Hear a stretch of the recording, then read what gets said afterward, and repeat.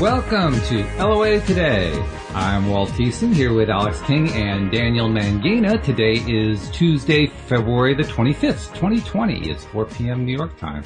And wherever you are in the world, thanks for joining us for another episode of LOA Today, your daily dose of happy. And we're happy to be back to full strength because Alex is back here on Tuesday and smiling. She's got her unicorn headphones on, so we know she's all ready to go. What does the t-shirt say? Feed me and tell what? Tell me I'm pretty. Tell me I'm pretty. Oh, okay. There you go. Yeah, that's good dating advice. Yes, strict instructions. Especially when you have them on all first dates. Especially when you have a chef or fiance. Yeah, exactly. Mm-hmm. Yeah, like triple facts. And Daniel is absolutely beaming because he just got back from some time on the beach. And I mean, what could be worse than that? I mean, that's just like really rough, you know? Yeah. Oh, I know. My friend is a health coach, and he recommends getting out to get some sunshine between 12 and 2 every day because it's like get some good vitamin D. So I've been combining that with doing some grounding, whether it's on grass or on the sand, and getting some ions and whatnot. So I did some breath work on the beach, took some breath, took some energy in, did a couple of Facebook Lives, and feel good. Very nice. Nice. Today, my day has been more sitting in front of computers and doing work, but it's been good because I've talked about this a lot on the show lately, but sometimes it's been a struggle trying to get myself into that higher vibration space and stay there. And today, despite the fact that I ran into the usual number of roadblocks, I've been in a pretty good space today. So I feel like it's a victory. I feel like I'm doing well.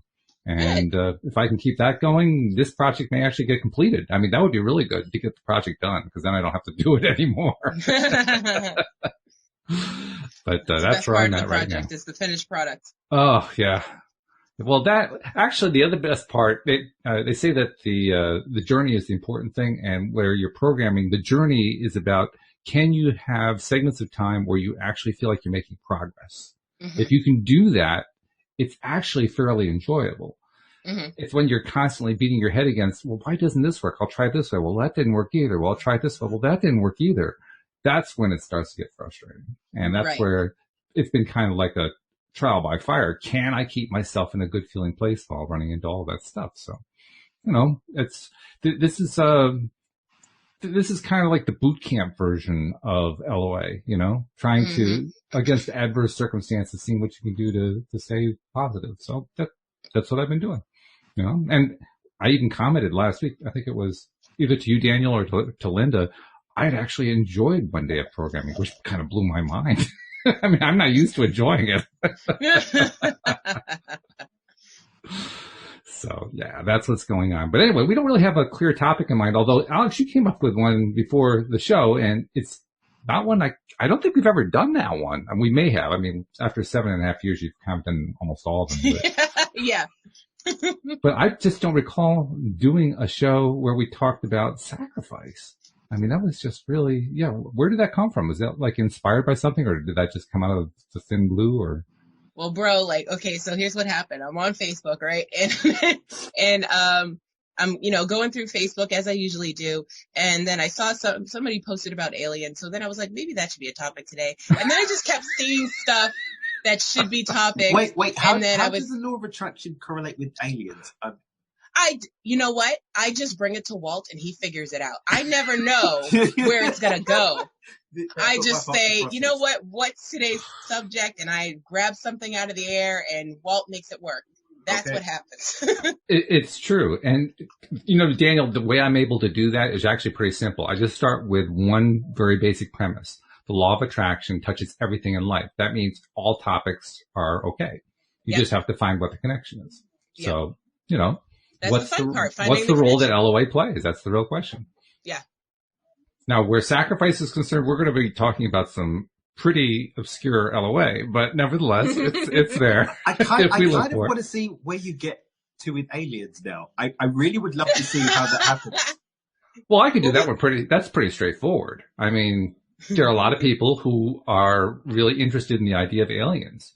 They read about them, they write about them, they blog about them, they join Facebook groups about them. When you focus that much, you're going to be doing some attracting. Because me and my friend Faith have a thing about aliens. This is, in fact, the reason why I believe that we have such a deep and beautiful friendship is because the very first time we met in person, she just said, by the way, I can only be friends with you if you get down with the aliens. Do you get down with the aliens? This was like within 20 minutes. Yeah. And we've been speaking for like months because we basically met in we were on the same consulting program and we got on really well. And we're just knocking ideas back and forth. And I happened to be in that part of California. I'm like, hey, do you live near here? She's like, hell yeah, I live near here. I'm like, let's get a hot chocolate. Yeah, let's do it. Mm-hmm. And it was meant to just be getting quick hot chocolate and just meeting someone that you know from internet world. And we ended up spending the entire day speaking about everything, including many things alien. And so I'm wondering if I've called in a conversation about aliens today. Of course you did. Is there doubt? You tell me. You tell me. Well, you're the one who raised the question, so. I'd love to leave this in Walt's good hands. Aliens, LOA, let's do it. It's really straightforward. I mean, you clearly did attract the conversation. I mean, like attracts like. That's the fundamental foundation of the law of attraction. When you focus on something, you get more of that something or something similar to it. Or as Louis de Souza says, that or something better. I mean, and from what it sounds like, you ended up with on a day where everything was something better. You start off with like a 15-minute hot chocolate meeting or coffee or whatever, and it turned into an all-day conversation, including aliens. Yes. So, you got to something better too. Mm-hmm. I mean, that's why I say, where's the doubt about this? This is pretty straightforward. There is no doubt. The doubt is good. This is not the doubt you're looking for. I like that one. That's a good one. I see you. Thank you. Now, sacrifice, that was a tougher one. Yeah. Tying that one into law of attraction, because sacrifice is about giving something up. And it's not that we can't tie it together. I think we can. Mm-hmm. But we're going to get very much into the realm of negation. Mm-hmm. And we all know just how confusing negation can be, particularly if you're trying to be a deliberate creator, because when you focus on negating, you get more negating. You don't actually get the thing you want. You end up with a lot of lack. And so on the other side of the coin, we're going to also, I'm sure, be touching at some point on the fact that some people very much believe in sacrifice, self-sacrifice. And for them, that's a lifestyle. Yeah. So the question becomes, okay, clearly they're going to be attracting more sacrifice into their life because that's what they focus on. Okay. But is it what they like? That to me is the interesting question. So often we focus on stuff we don't like. We get a lot of what we don't like. Isn't that amazing? But one of the things I've been learning over the last year, especially talking to folks like you here on the show, is the realization that just because I don't like something doesn't mean somebody else won't like it either. Right. They could like it, and so I have to kind of start with a supposition. People who believe in self-sacrifice, do they really like it? They may actually like it. They may, because they may feel a sense of being needed. Mm-hmm. Is like really the question though? Or is it about subconscious desire? Because I think when we start using the word like, people start thinking about what they consciously desire versus what they're calling in because they desire it at a subconscious level.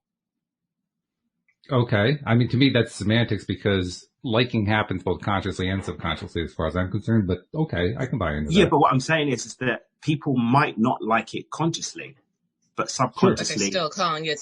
They're calling it in because the mind doesn't lose. The subconscious mind is moving at 10,000 to 10 million times the speed of the conscious mind and always gets what it wants. And what it wants is what it's been told to want. Well, kind of what you're touching on there is the phenomenon known as addictive behavior. Yes, I call that addiction. Mm-hmm. But addiction, but it's a desire happening from a subconscious level. Because if you ask somebody consciously about would they like to be addicted to this thing they're addicted to, maybe 8-9 times out of 10 they're going to say no, but on a subconscious level, clearly they are going to keep focusing on it. Yeah. So yeah, that goes to your point. So you're right. That's a big piece of it. I still come back to the same question though.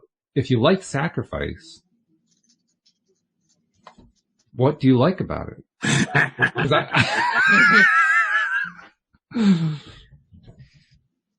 and I don't know the answer to that. I mean, I think I have to ask somebody who's actually into self-sacrifice who thinks self-sacrifice is a really great idea. Mm-hmm. Oh, that's not me. I'm totally selfish. Yeah. Realize this the other day, exactly how selfish I am. I had my fiance's nieces over and they were looking for snacks and I had birthday cake ice cream sandwiches and those are limited edition. And I said to myself, looking in the freezer, these are my ice cream sandwiches. And right then and there, I was like, I am too selfish to have kids. And then, but I did buy them Oreos. So they had Oreos. So they already had snacks. They just wanted my snacks. That was the thing. So yeah, I'm very selfish. I don't think you're going to have any trouble having kids. You just learned the first rule of how to mess up your kids, and that is to buy them off. Mm. That's true. But at the same time, you got that one down. It's mine. Like, this is mine. My nap time is mine. Like, I just don't have. No, I can't do kids. So, can we then assume that you and Kenny are not going to be raising little ones? Oh no, we have a lot of little ones, but they're fur babies, and that's good enough for us. Okay. Kenny already has a 15-year-old, so insert daughter here. That works for me. Mm-hmm. Okay. Mm-hmm. Been there, done that is basically where he's coming from. Yep, exactly. Mm-hmm. Okay. And I come from never wanted to, so that works for us. Do you know what's really funny? I've always been like neutral, annoyingly, for some people annoyingly neutral because I don't make the decision for them. But I've always been like, I've been in relationship with people that I want 10 kids. I'm like, all right, cool. I want 2. All right, cool. I don't want any. Mm-hmm. All right, cool. I'm really neutral. I've got another new nephew now. I think I've got 14 nephews and nieces. Woo! So, and yeah, my nephews and nieces are having kids now because my oldest niece is 25. My oldest nephew is 27. He's got a 6-year-old son. It's like, wow. I can give them back. Right. That's how I feel. Fill them up with candy and give them back. I've got a goddaughter. I've got a godson. Could give them back. Yeah. and Olga's got a 4-year-old. So yeah. But my situation's a bit different because her dad is very, very active in her life. So I don't feel that I'm like a fully formed stepdad. I'm kind of like extra mum part. Yeah. In our family, we call it bonus parent. Yeah. I wouldn't even say. So I draw a very, very fine line because she's already got a lot of inputs. She's got her mum. She's got her dad, her dad's partner, her dad's mum, her paternal grandmother is very, very as well. Hands-on. She's born and raised in America, Russian parents, very, very pro-Russian grandma that speaks to her in Russian. Dad speaks, like she's got all this stuff going on. I'm like, I just got to call you my little friend. And I'm going to I give some support. There was some discipline missing that I kind of threw in the mix. So, and we've got a really good level of respect and good level of camaraderie. And I feel kind of cool with that.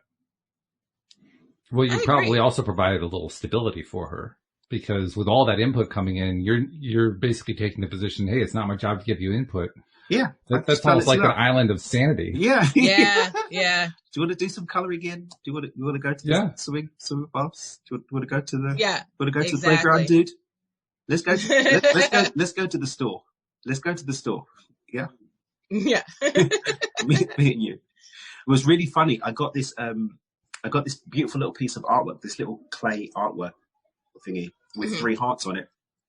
Because there's a thing down here in Cabo every Thursday called Art Walk, where they do like all the galleries open up in the evening down in San Jose and everyone opens up and there's like a little party in the square. It's really cool. And I got this really cool piece of art and Olga took it back with her to New York and she showed it to Ariana. And Olga said, "Oh, this is Daniel, this is Mummy, and this is you." And Ariana said, "No, this is Daniel, this is me, and this is baby." Oh. And then Olga said, "No," and Ariana said, "No, Mummy, this is Daniel, this is me, and this is baby." And she was really, really adamant about it. And she wouldn't let her mum have the thing back. And her mum was like, "What about me?" "No, this is Daniel, this is me, and this is baby." And I was like, "Okay, dude, interesting." Yeah. I got that video, out of the mouths of and babes. I was like, "Okay." That was And how do you interesting. feel about that? I find it very interesting because I feel that babies are very, very, very tuned in. Yeah, agreed. And I think, I'm of the firm belief that souls are always looking for the next host to incarnate and pop out through. And so I think that kids can see stuff. I think they haven't been polluted by life yet. And maybe she saw like a little baby soul flying around. Mm-hmm. That's my thought. I like that theory. All right. I have no idea what to do with it, but it's fascinating. I know what to do with it. LOA touches everything. It touches everything, yes. Well, just because it touches something doesn't mean I know what to say about it. Just, it touches. There it is. That's true. It's very rare when Walt is speechless, but it does happen. Oh, yeah. From time to time, it does happen. Mm-hmm. Yeah.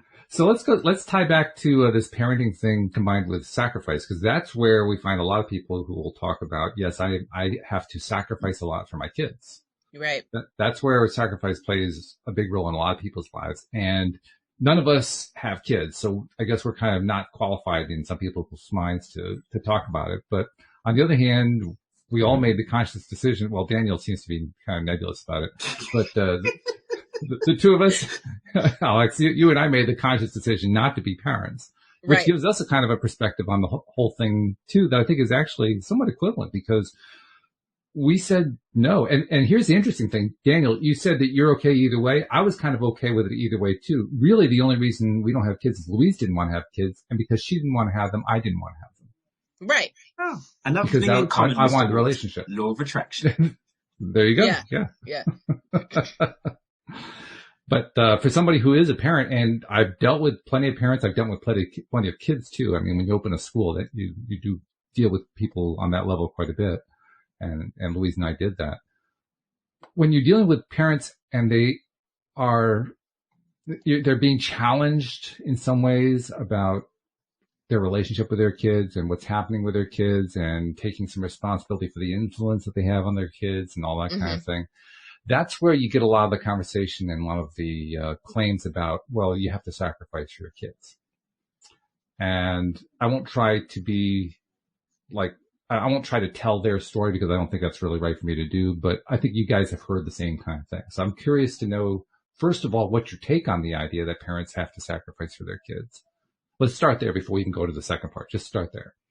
Do you think it's important for parents to sacrifice for their kids? I think it's a mindset. Mm-hmm.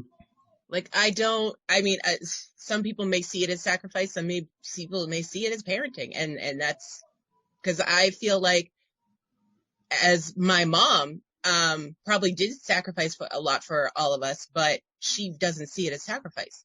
Yeah. The way you see the world is the way you see the world. Right. Yeah.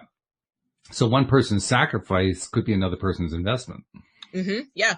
Or another person's victim story. Not your mum, but I'm just saying another person's victim story. Right.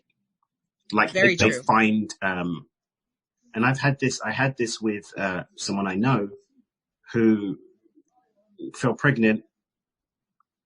The father of the child didn't want to be a father of a child. Mm-hmm. I don't care. I'm going to do this by myself. I don't need you. Now we have a lifelong victim story. I've given so much for you. Blah, blah, blah, blah, blah. Mm-hmm. How you see the world is how you see the world. Facts. But do you know what? By the way you did that just now, when you kind of sat away from your microphone and went blah blah blah, you actually sounded like the teacher on the Charlie Brown cartoons. Wah wah wah wah. Let's pinpoint that for later. But then you got like people. You got people like, is it the basketball player Steve Curry? I think him and his wife. Yeah. Wasn't there all this uproar because they were like, we put ourselves first before the kids? There was like this. I don't remember hearing this. Yeah, I think it was them. And like, there was this whole thing. It was like, you're not a good mum. How can you say that? And she's like, well, when you guys' marriage falls apart because you've been sacrificing yourself for the kids, and then you've got no marriage and then the kids haven't got a home, we'll see who wins. So they said, no, we put ourselves first. We put us and our needs first, our relationship first. And then from our overflow, we feed our kids. And that actually means that they've got more. I agree with that because it's like the same thing when you're in a relationship. You have to love yourself first and have self-love and all that in order to be able to give love. So I totally agree with that sentiment.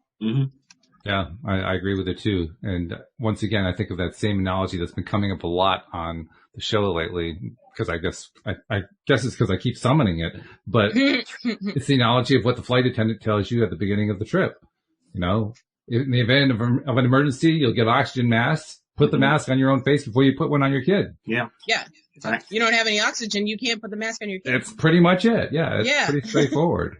So yeah, actually, I think there's a nice indicator there, a helpful indicator, I should say, for somebody who says, oh, no, your kid should come first. There's an indicator there of what's going on in that person's life. They're basically working without an oxygen mask. Yeah. But you know, which is a tough way to go. We're all getting our stories back, though, right? So that's just one way that they're getting their story back. And everything in our life becomes an opportunity for us to play out our patterns and to keep getting what we're calling in. Everything becomes a road to get where we're going.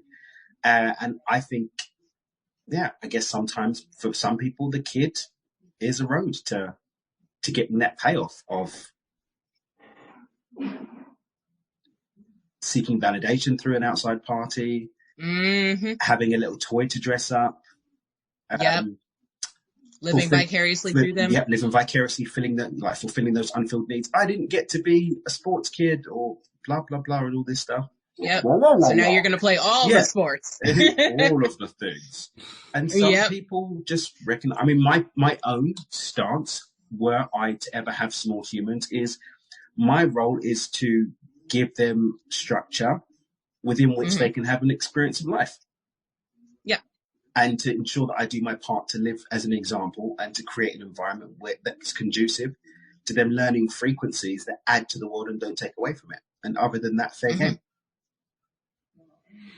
Okay, interesting, because I can see a potential conversation here. So when you say that you see your job, if you were to be taking care of little ones, your job would be to provide a structure for them to live within. What would that structure look like?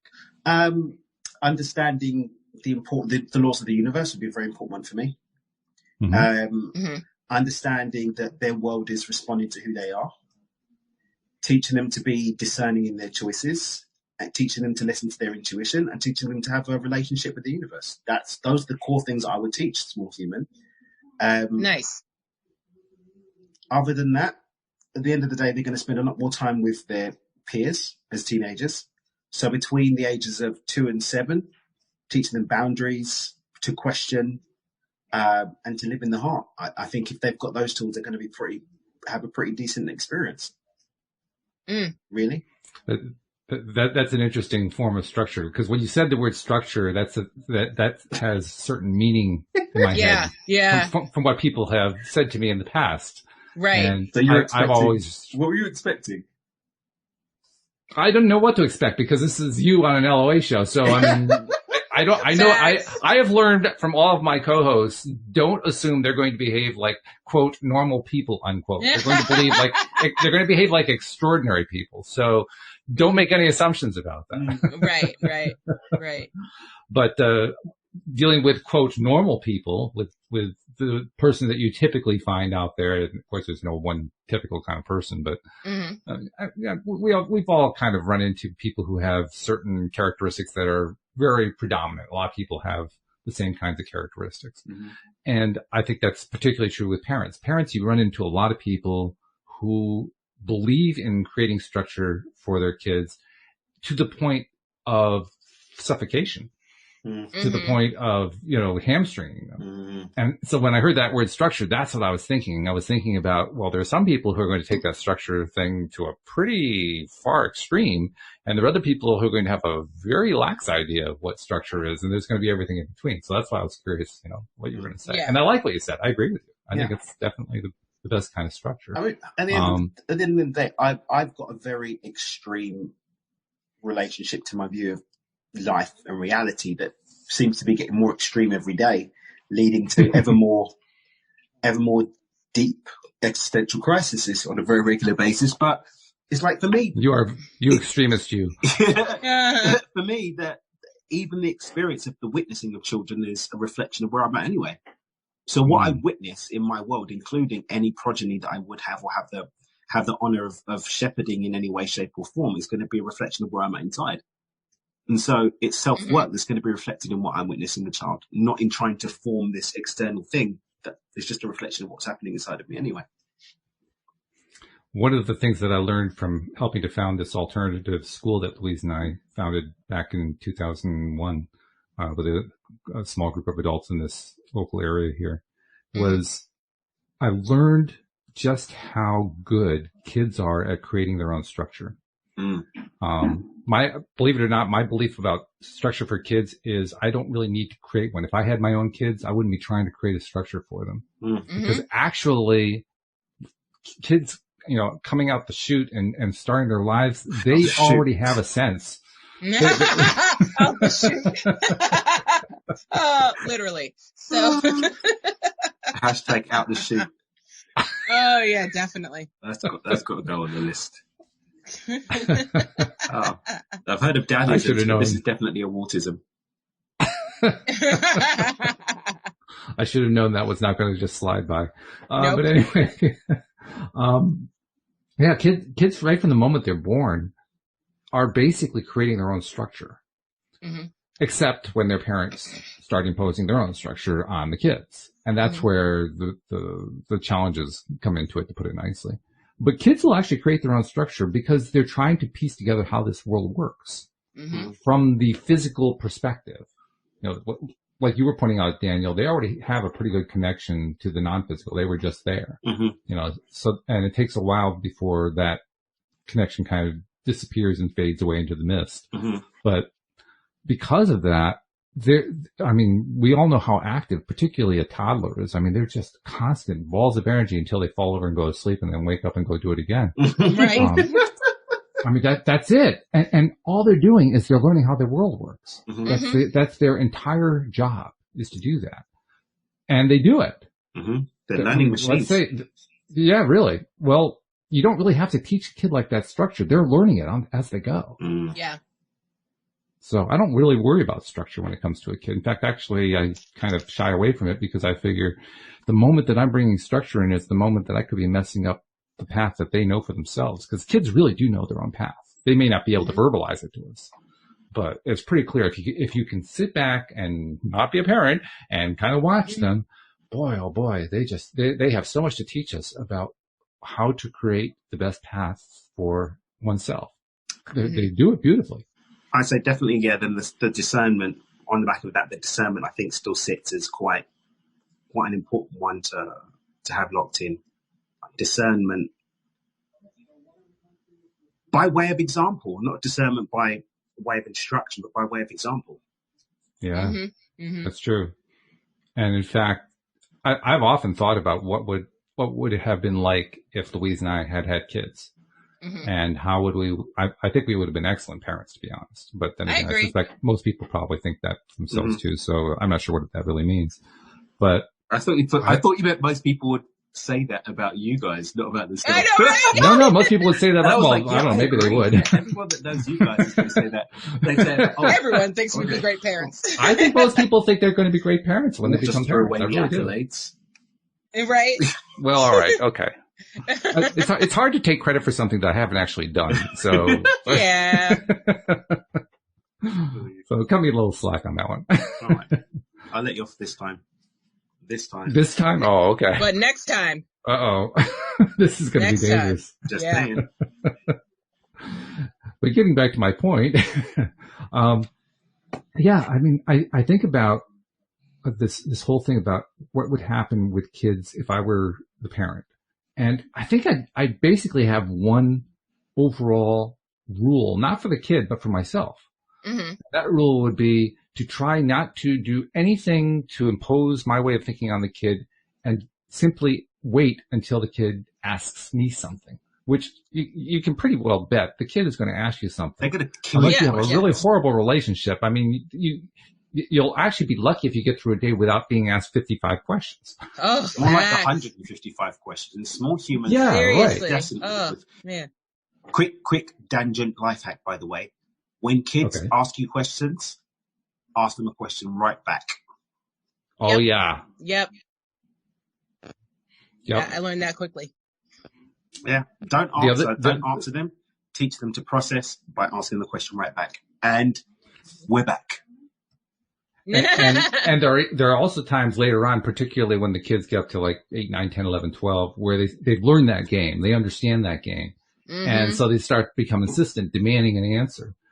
And it can be really challenging because you want to be the person who knows this information. You want to be able to give them the information. But like you say, Daniel, the better thing is to actually kind of hold it back and say, well, what do you think? Mm-hmm. How are you going to do this? But even the way that they respond to them catching on is going to be dependent on the experience that they have of you in how you would respond to it, because they're learning by example Mhm. more than instruction. So That's true. Right. if they've been taught that when you're not getting your own way, just demand and demand and demand until it works, and that's what they're going to do. Mm-hmm. Especially if it works. So I never That's I the never key. take the terrorist. Yes, exactly. Never My take mom was the same way. She, all the questions we asked growing up, she would always say, well, open a dictionary, look it up. Mm. You know, if she didn't know, or if she just wanted us to know on our own. Mm-hmm. And now to this day, we're all in our 30s and she still says, Google it. Mm-hmm. So My mum would Yeah, say, in what the would age Jesus of- say? What does the Bible say about this? And in the age of electronic devices, you really don't have any excuse anymore. I mean, it's so You easy really to go look don't. things up. Yeah. No excuses. And she even went as far as, like, it's a common joke in our family. And now, so she got me a mug that says, I don't need Google. I have my mom. Ah. Mm-hmm. Okay. I was like, but you make me Google. What are you talking about? This mug is false. It's a lie. It's a lie. You wash it. It's a lie. But back to what we were talking about, again with my mother, I was raised with both parents in the home up until the age of probably 14, and then they separated. So I had both sides of parenting because my mom decided, well, I'm going to do my parenting. He's going to do his parenting. Oh, So boy. I had the side of the parenting with the okay, so my sports career didn't work out, so guess what? You're going to do all the sports. And then my mom was like, you can do whatever you want as long as you have a backup plan in case that don't work. So I had the experience of both, and then it was like, okay, I'm going to try this. I didn't like it, but I did try it. And then here's my backup plan because it didn't go with your plan. So it all worked itself out. Mm-hmm. All right. Well, hey, if it works, it works. Mm-hmm. That's the main thing. But it also depends on the child too, because there's three of us, and we all turned out differently, but raised by the same two parents. Well, you're touching on the fact that we're all individuals and we all have Exactly. different perspectives and we have different Yeah. choices and different Yep. preferences and Mm-hmm. all kinds of stuff. Yeah. Yep. Exactly. That's where one size fits all really doesn't actually fit all. One side fails to fit all. Yeah. Bad times. All right. Well, I wasn't sure how we were going to get there, and I'm still not sure how we're going to get there, so I'm just going to take us there. All right. Because when we first broached the idea of talking about sacrifice, and I thought about the fact that parents are where we associate sacrifice more than almost anything else, really. Mm-hmm. I mean, people in the military, perhaps, people in government service, people in nonprofits, that kind of thing would perhaps be advocates of sacrifice, but I think we're going to find it most often among parents and parenting. To me, the flip side of that is what we euphemistically here on the show call the old tapes, the things that play in our subconscious minds, usually to our detriment, usually in ways that prevent us from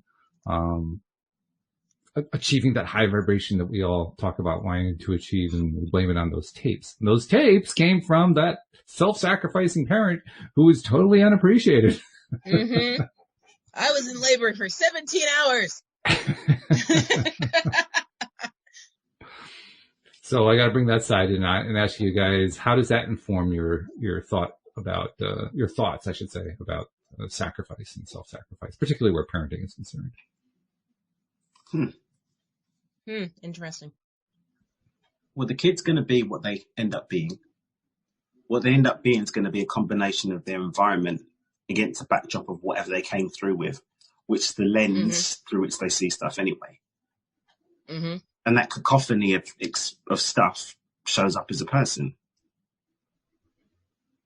So you could argue that it comes down to the frame of reference of the observer.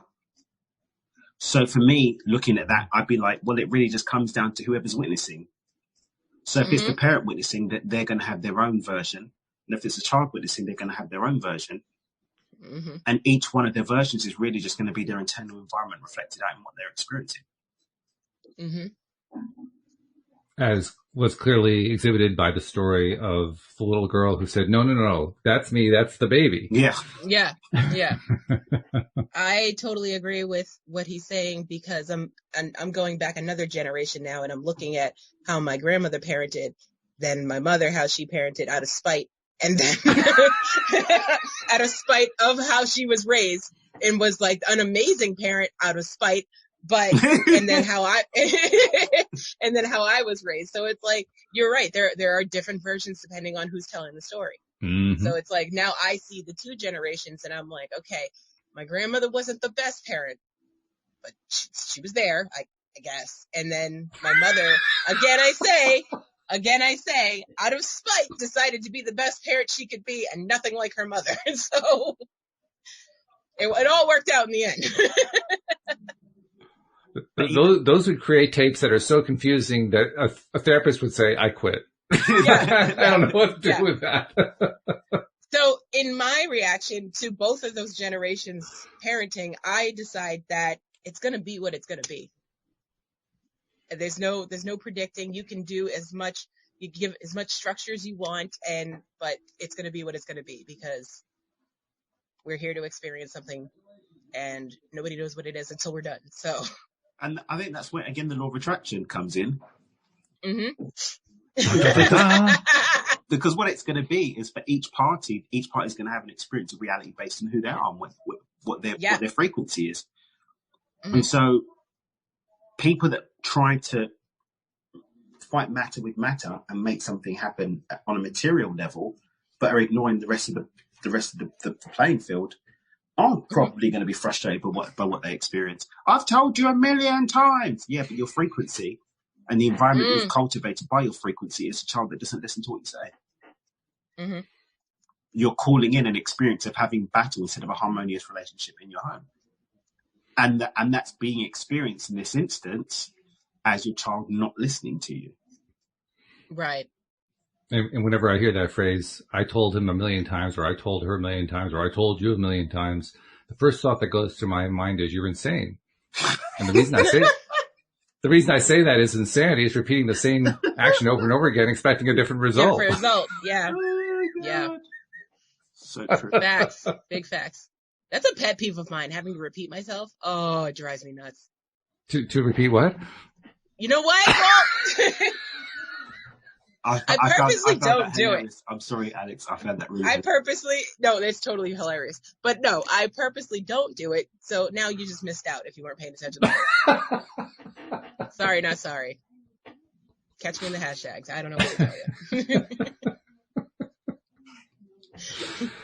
Okay. So let's go back to Daniel's idea of structure, because I liked it. I think it's worth exploring, because one of the questions I've liked to ask in the past on the show, and like to ask it here now because I still like it. What happens when you have a whole society of people who raise their kids the way Daniel's talking about? Now, this is very speculative. You have the new earth. So expand on that. Tell us what the new earth looks like. Well, if you've got an entire society of children that have been trained to live in the heart, to be connected to the divine, that their internal environment creates their world, and that's the frequency that they've been taught to live on, then if everyone's in the heart, then you've got a completely coherent society. You've got a generation of coherence. That's what Eckhart Tolle is really talking about in the new earth, no? So are we talking about abundance, mental health, and basically life, the universe, and everything all working out? Well, abundance is a natural state. The lack of abundance or the state of lack is just falling into the illusion that there isn't. And if we're living in the heart and connected to the universe and to divine and connected to source and manifesting based on where we're at the moment, then all needs will be met, because you'd understand that the universe does take care of everything. It just fails to take care of everything when we let go of our connection. We shun and spurn the gift of all of our needs being met. So, yeah. Mm-hmm. Now, what if you're running into a kid who you do this with and the kid's resistant to the whole idea? Nobody's trying to control them. It's his journey. Mm-hmm. Yeah, it's his journey. No one's trying to control the kid. And this is the whole point. It's not about controlling. It's about inviting them to connect to their natural state. We don't know what choice they've made at another level of consciousness about what they want to experience. But here's the thing. They would not be a vibrational match for that society and therefore won't be able to exist in it anyway. Well, I don't know. I mean, in some ways, I feel like I'm not a vibrational match for this society, but I somehow managed to exist anyway. Yeah, well, I'm not talking about you turning into a pillar of dust and returning back to the quantum. I'm saying, like, you still are a match to it, otherwise you wouldn't be in it. Like, the people that are in your life right now are a match for you. That's your reality. It's what you're matching to. That's the law of attraction. And so that's true. There's contrast, yes, but contrast is an agreement that you can subscribe to or unsubscribe to. But contrast adds to the experience of life. And so we're encouraged by pretty much everyone that connects to infinite intelligence to embrace contrast. But it's not a necessity and it's not a prerequisite, because there are no prerequisites. If there are prerequisites, we wouldn't have infinite possibility and free will. And so I think when we're talking about a generation of kids that are operating at that level, then that society holding that frequency people would only be in that. Maybe people would argue and make a lot of noise on the way out, but they definitely would be out. They wouldn't be there. They wouldn't live in that society because there'd be no space for them. And if they did, they would have to shift. Or the quantum version of them that matches that is what the people in this society would witness, but that's a more philosophical exploration. Mm-hmm. Yeah. Yeah, that's where brain cells and neurons start falling apart. Yeah. But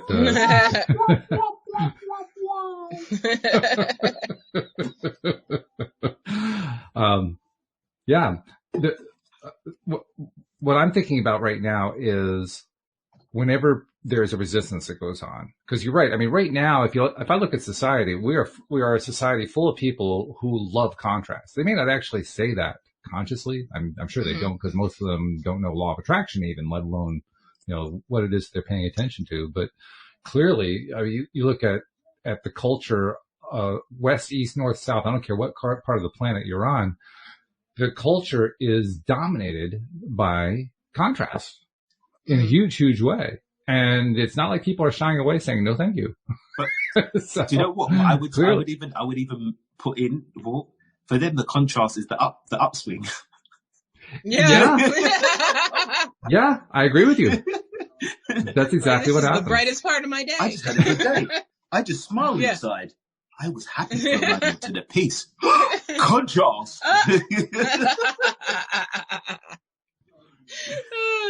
And there are huge numbers of people who just stay over on the other side of the contrast that they don't like so much, but they seem to like that. And that's okay, because guess what? Yeah. And again, this is like my extreme look at reality in shape, more the hologram theory. You witnessing that means that you're connected to it. Yeah. Because there's a quantum version of them that isn't experiencing that, and you missed part of that because you weren't aligned to it. Yeah. You know, you can really play at the edge of consciousness with this one. We're all fleeting in and out of from energy to matter, matching whatever version of the now our frequency, the frequency of our consciousness aligns with. And that's when you see instant transformation in people's personalities or in their approaches, or when someone turns around and says, I'm sorry, or, you know, facts flip on their head. I think that what happens because we're fleeting in and out of alignment to different quantum potentials that match who we're at. And when we change who we are, that shift occurs. So going back to our first topic, which was people who believe in self-sacrifice or believe in sacrifice in general, self or otherwise, I feel like I have a better sense now of where they're coming from. I can't say I identify with it because I don't, but looking at the way you just described, okay, well, they're getting something out of it. They're getting something of value to them out of this mentality of sacrifice. To them, it's the way to live. Why wouldn't everybody want to live that way? I mean, that's probably part of their perspective. And I've got another level that might bake your noodle a little bit. Okay. You witnessing it is what's of use to you. That's true. So you're enjoying a lesson vicariously through them having that you're witnessing as them being selfish. Or sacrificing, sorry. Or as Louis D'Souza was pointing out over and over yesterday, it's part of the process of discovering the power in recognizing I don't like that. Yeah, I was there. I was live yesterday. You tuned in. I saw that. Yeah. Yeah. What I've done is, do you know what I did, Paul? I've actually blocked it out every day. So as often as possible, I'll be able to get on and listen live. Fantastic. Okay. In fact, I'll even extend the invitation. I've already extended it to Alex. I've extended it to others. Jump on the platform sometime if you want to. Oh, no. I want to listen. I just want to listen. You can listen. I just want to listen to the conversations. Yes, I agree. We have hundreds of people who listen. I love the fact that you're one of them. I'm just saying, feel free to jump on the extra level. Appreciate it. Just opening up the possibilities. Appreciate it. Yeah, I was just like, I get some snips of shows and I listen to them sometimes on the Apple podcast. Because I've not been as much of a consumer of media in the past, but I've been making more of a commitment to be more of a consumer and learn more that way. And I was like, I know this is really good. Why is this not on my daily consumption list? I think everyone asked that question at first. Yeah, and Walt's always telling, oh, and this happened and that happened, and Cindy said this and that happened. I was like, why am I not listening to this live? I could just put it on. Like yesterday, I was doing some work and I just had it on in the background. I was like, okay, yeah, a few notes. I'll make a note about that. I can do that. I think you just gave a nice seminar on how to listen to LOA Today. Yeah, just pop it on. Make some notes because there's always going to be stuff to make notes about, and just let us know you're listening. Well, I better use it as a segue then and do the promos because, I mean, there's no better time to do it. So if you're not yet a subscriber, well, Daniel just gave you the best reason why to do it because you can tie it into your day and listen to it while you're doing your other stuff and get stuff out of it. And like he's saying, every day is different. Every conversation is different. And it's very easy to subscribe. Just go to the homepage of our website, loatoday.net. And click at the top, click, and just like that, you're done. You're subscribed. Everything's coming right to your device. And you can also check us out on YouTube. That's where we can actually come into your face and you can see, like Alex's unicorn headset and so forth. And her purple hair, which is looking luscious today. I mean, it's just lustering today. I know. I don't know, conditioner. Is it a conditioner? I wasn't sure if it's lighting or what, but yeah, it's just like glowing. Oh, it's all the things. Well, I know you plan it very carefully, but. Son las todos. But Alex, why don't you take a little frame time here and tell people how to be subscribers on YouTube? Okay, so what you want to do is go to YouTube, search LOA Today podcast videos. And once you see our smiling faces, you can click down below at the red subscribe button. Next to the red subscribe button, there is a little silver bell. Click that silver bell and make sure you click all so you will always be notified when we are live. And there it is. So yeah, subscribe and enjoy and share and let other people know about it because people do lurk.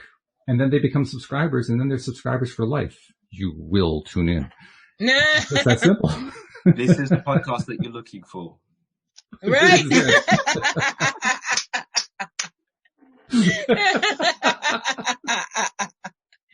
I love it. I love it. Oh man. Just like relaxation going on from that. It feels so good. Yeah. It's a nice wind down to the end of the day. A lot of my friends like to listen on as they're driving home from work. Hi guys.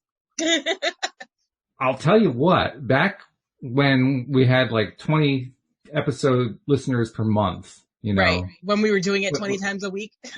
Well, actually, then we had quite a bit more. I'm talking about like when Joel first joined me, Okay. And we had really, really, really small numbers. That was one of the things Joel and I would talk about. Mm-hmm. We would talk about, well, isn't it going to be great one of these days when we can actually do this as a drive time show and people are tuned in while they're driving home, and you just emphasize that people are already doing it. I'm saying, yes, another goal achieved. I love it. Because I always thought that would be the best thing, and actually the next step for me on that is, and somehow we've never really gotten there on a regular basis, would be to make it a call-in show. So people are driving home and then they can call in, and it's the way the technology is these days, that's tricky. You can't just, easy one click. I think it's going to mean at some point I'll have to create an app so that people can just listen to it on the app and then push a button. Yeah. It's going to have to be something like that. But then that starts to get really fun. I love it. It's like, maybe I'm just going to just create an app and blah, blah, blah, blah, blah. Yeah. Just all nonchalantly like, this is another app I have to create. I'll be back in a minute. That's the thing. Do you like me? When you learn how to do an app, when you learn how to create it, the first time is what I'm going through right now. It's right. a bit. It's awful trying to learn it. But once you've learned it, you know how to do it. Are you going to enjoy making apps after? No, I don't think I'm going to make it like a career or anything like that. Oh, that's a shame. I needed some apps, and I was interviewing. No, I was interviewing people, but I would have given it to you. Oh, well, thank you. It's not really what I want to spend a lot of my time doing. Thanks, but no thanks. This is not the program we're looking for. It's like, I want to be able to do one for what I'm doing right now. I'd like to be able to do another one for LOA today and then retire. All right, cool. That's it. That's the end of my app. Two-hit wonder. All right. Two-hit wonder. A two-hit wonder. That's right. Not even one hit. Yep. Done. Mm-hmm. Yeah. But the thing is, I just keep thinking about that. Wouldn't it be great to have the call-ins like that? So that's going to lead to another promo. I have to do one more promo before we're done. Because tomorrow, Cindy Chavez and I are kind of shifting gears. We've been doing the Neville Goddard for the last year and a half. We calculated it out. A year and a half of Neville Goddard. Went through 9 books, page by page. It was intense. But we loved it, and it was great. But now that we finished that, we were saying, well, what do we do next? And we decided, well, Cindy's a relationship coach. So why not do relationships? Nice. So the promo message is anyone who's tuning in who'd like to have Cindy address something about a relationship issue, send that in to us and we will include it on the show. So here you are. You've been given, forewarning. Okay, this is what we're going to be talking about. So if you want your topic brought up, this is the time to do it. So send in your message. Do it by Facebook or tweet something to us or, send me an email. Email is walt@elevatoday.net. Go to the website, fill in the contact form, whatever. Just get the message to us and we'll include you. So, let us know because, hey, we love it. We love it whenever we get contact, first of all, from listeners. I think largely because like 99% of the time, they're positive contacts. Very rarely do we get somebody saying, oh, geez, we really don't like that happening over there. That's pretty unusual. Oh, no. Even the ones we don't prefer, give us some sort of structure, you know what I mean? They do, yeah. So it all works out in the end. It has all worked out beautifully, but it's so fun to hear from listeners. Yeah. So voice your opinion either way. Absolutely. I mean, I track the numbers every month to find out where we're at. And, right now we're averaging around 550, listeners per episode. And that's cool, but it's a number. Yeah. But when you get a contact from somebody, it's a real person who has real things going on in their lives. It makes it all that much more cool. Mm-hmm. I probably almost cried twice with emails that have been sent in. That's great. I love that. Yeah. Because you're reaching people. You're reaching people exactly. And touching them in their lives. It feels good right here. It does. Yeah. It really does. I mean, Daniel's into it. So, end of promo, but please do send in your comments and questions about what you'd like to have us discuss. Cindy and I discuss on Wednesday about relationships, and we will include it. Mm-hmm. So, okay, we've got about 5 minutes left. I don't even know how to summarize this one other than we took a very difficult topic And we actually did tie it to the law of attraction, but I have to go to the judges on this. So Daniel, you were wondering, could I do this? Have I done this successfully? Oh, I knew you could do this one. It was the aliens one. I was like, how's that going to work? Oh, this one I was fine. I got it. When the aliens, I was like, wait. We need to rewind. Well, how did I do on the aliens then? I got to ask you that. I get it. I do. I just, the law of attraction touches everything. It does. It does. Yeah. There's your domino. There's your domino response. Mm-hmm. That's pretty much what it is. You push that one and they all fall down. All right. Well, then, Alex, it's going to be incumbent upon you for the next show next Tuesday, provided we don't have a guest, and we could be having a guest next Tuesday. But that's kind of up in the air. So I will have a backup subject. But you're going to have to come up with something that actually tops sacrificing aliens. Ooh, all right. Well, you know what? I will let the universe decide, and whatever comes to me, and then we will figure it out from there like we do every week. Ooh, there's a plan for you. We'll get whatever lesson, whatever topic we are a vibrational match to next week. Yep. That's exactly. It. That's it. Kind of hard to promote because you can't really say what it's going to be, but it will happen. Yep. Whatever we'll be here. We can promote that. We'll be here. Daniel's eyebrows will be going up and down. Daniel, anything going on in terms of webinars and so forth that you do? Any kind of special events going on that people need to know about? Ooh, I did playing at the Edge of Consciousness. I did on Friday. That was fun. That was really fun. That's in my Dream with Dan group. People can go and catch that replay. I've actually been gearing up to do a launch of something exciting. A few people really wanted Micro to Millions, and even at like the founders rate, I did like a special offer on the founders rate for a little bit. But the investment is a bit too great. And the people that wanted to move beyond the free, but needed something a bit more accessible. And so I've created essentially a Micro to Millions Lite, a 6-week live Kickstarter masterclass that covers the basics and gets you from zero or even deep in debt to getting a positive net worth of 5 figures. So, yeah, I've done that. It's going to be really reasonably priced.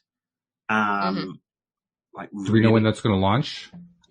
So basically, I get my new MacBook on the weekend. Julian flies down on the weekend, so I can literally wrap up the last of it and get the last of the emails and stuff done, because it's going to be like quite neatly structured, and I want to roll it every 6 weeks. So I do a live 6 week and then a live 6 week for at least once or twice, and then I'm going to pre-record it, and then the price will drop again. But in order to get the live one, I'm looking at something like $100 or $200 for it. Like really reasonable.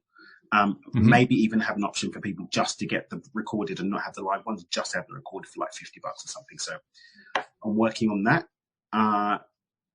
Potentially in the next couple of weeks that'll be launched. So this is one reason why people should be part of your group on Facebook, Dream with Dan, because they're going to get notifications about They'll get the notifications. You can all go to my website. There's a really cool video series I created called Becoming a Harmonious Money Magnet. You can go to my dreamwithdan.com. You get that and it'll put you on the email list. And then when it launches, you'll get access to that. But yeah, the people in the group will get a rate better than everyone else. They'll always get a special rate. So regardless of what it is, the people in the group are going to get a cheaper rate than everyone else. So not only are you on top of the news, but you get a better rate. That's a good deal. Yeah. I mean, that's getting twice for the price of nothing. Double. So yeah, I'm really excited about Very that. good. Really excited about doing that. Yeah. Because, like I went through, I couldn't sleep last night, and I was going back through my the testimonials and stuff again, and just the wins that people have had over the last year I've been running that program. So I got really excited again about, I need to make sure I get this Kickstarter done, just so people are having fun with the money game. You know, people having fun with some of the free content and doing the videos, but there's just having that bridge between that and spending thousands of dollars on the program, just having something they can jump in and get them to a place where, because I think so many people, tangent, all right, so many people, like they get into it and they realize, I don't want to be a millionaire. I'm not even interested in having hundreds of thousands. I just don't want to be in debt. I actually quite like my job. I like my life. I just wish I had it without the stress. Okay, and this will get you there. Or I really just want to make sure that my IRA is like, on my 401k has got something, so I'm not like poor. Yeah. Right. Or I just want to have some financial literacy, or I just want to understand why I can manifest everything except for money in my life. And that's what the program's for. So yeah, I'm looking forward to sharing that. So anyone who has a 401k and is worried that they're going to be a 101k or a 01k, this is the program for them. Or 01A or 01A. Yeah. Good stuff. And we're kind of over, but Alex, anything people need to know about in the world of entertainment? Ooh, Dynasty had a really good episode last week. So if you, and it's the new one, the new version, not the reboot, if you will, and not the old version, but it's just as good. Okay, there we go. So thank you guys very much. Interesting conversation. We took a couple tough topics, turned them into something really good. So well done. Pat yourselves on the back. You did good. You did good there, guys. All right. Some pats for you, Walt. Some pats for you. Okay. Thank you. I appreciate that. And we especially appreciate all of our listeners too, because without you, it wouldn't be a podcast. You guys make it all worthwhile. We'll see you all next time here on All the Way Today. Goodbye, everyone.